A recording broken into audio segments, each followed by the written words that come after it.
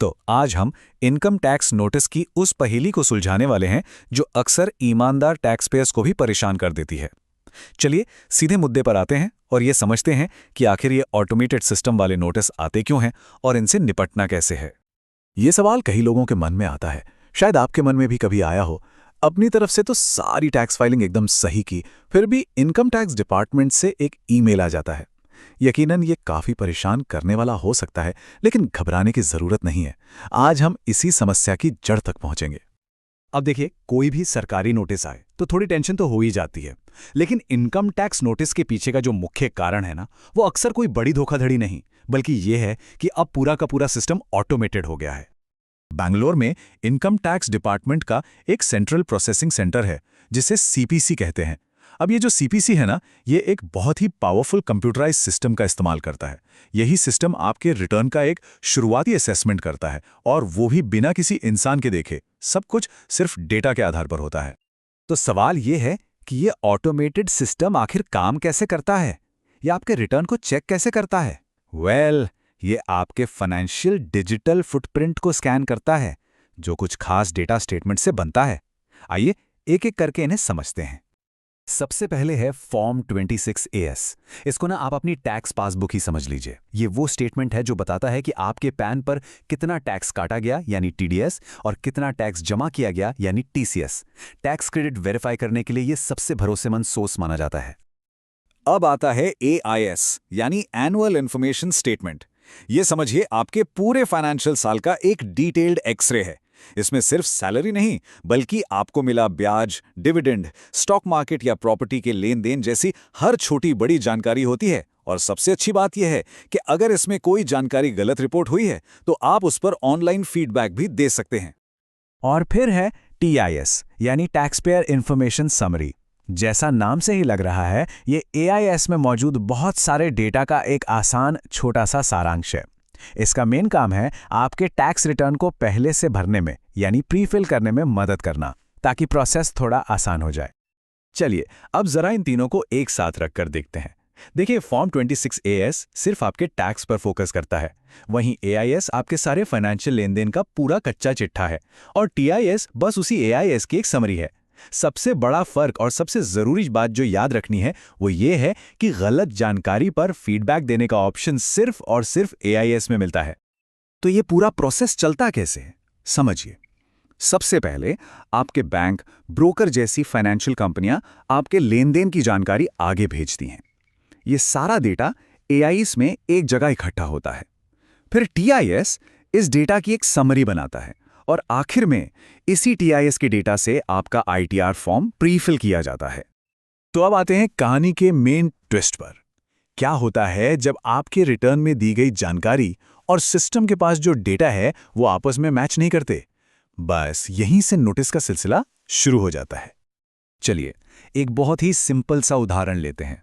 मान लीजिए आपने अपने ITR में दिखाया कि आपको सेविंग्स अकाउंट से 8,000 रुपए का ब्याज मिला, लेकिन आपके बैंक ने इनकम टैक्स डिपार्टमेंट को रिपोर्ट किया कि आपको असल में 10,500 रुपए का ब्याज मिला है। बस सिस्टम के लिए ये एक रेड फ्लैग है, एक मिसमैच है। और ये सिर्फ इंटरेस्ट की बात नहीं है, कुछ और भी आम गलतियां हैं जो सिस्टम तुरंत पकड़ लेता है।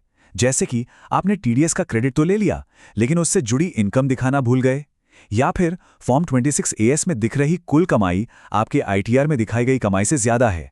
ये सब मिसमैच के क्लासिक केस हैं। तो जब सिस्टम को ऐसा कोई मिसमैच मिलता है, वो फौरन एक ऑटोमेटेड नोटिस जनरेट कर देता है। चलिए दो सबसे कॉमन नोटिस को समझते हैं जो ऐसे मिसमैच की वजह से आते हैं। सबसे आम है सेक्शन 143 के तहत आने वाली इंटीमेशन या सूचना। अब ये नाम सुनकर घबराना नहीं है, ये बस एक कंप्यूटर जनरेटेड समरी है। इसमें एक तरफ वो जानकारी होती है जो आपने भरी, और दूसरी तरफ वो जो सिस्टम ने कैलकुलेट की। ये बस एक तुलना है। तो इस सूचना के आप कह सकते हैं 3 ही नतीजे हो सकते हैं। पहला, नो डिमांड, मतलब सब ठीक है, कोई टैक्स बकाया नहीं है।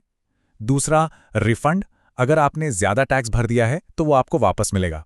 या तीसरा, टैक्स डिमांड, अगर सिस्टम की कैलकुलेशंस के हिसाब से आपका और टैक्स बनता है। दूसरा जो आम नोटिस है वो है सेक्शन 139(9) के तहत, जिसे डिफेक्टिव रिटर्न नोटिस भी कहते हैं।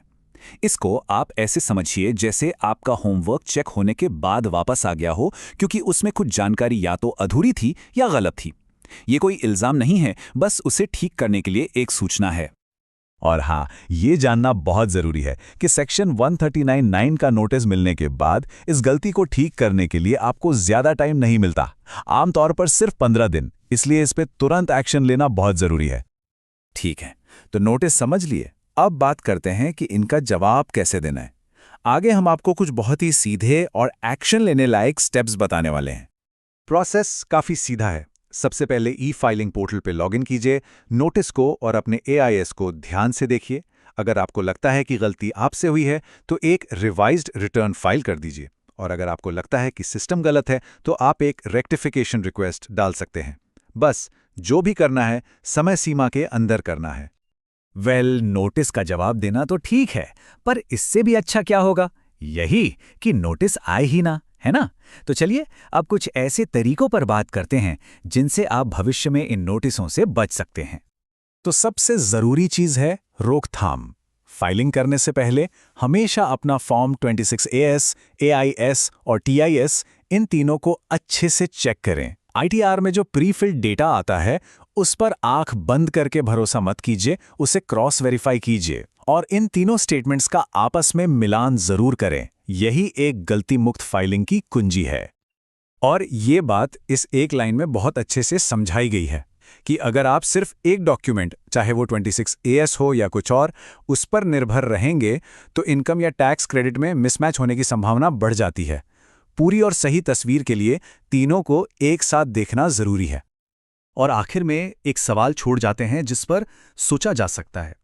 टेक्नोलॉजी और ऑटोमेशन पर टैक्स सिस्टम की ये जो निर्भरता है, क्या ये वाकई टैक्स फाइलिंग को आसान बना रही है, या फिर एक आम ईमानदार टैक्स पेयर के लिए अनजाने में और ज़्यादा मुश्किलें पैदा कर रही हैं?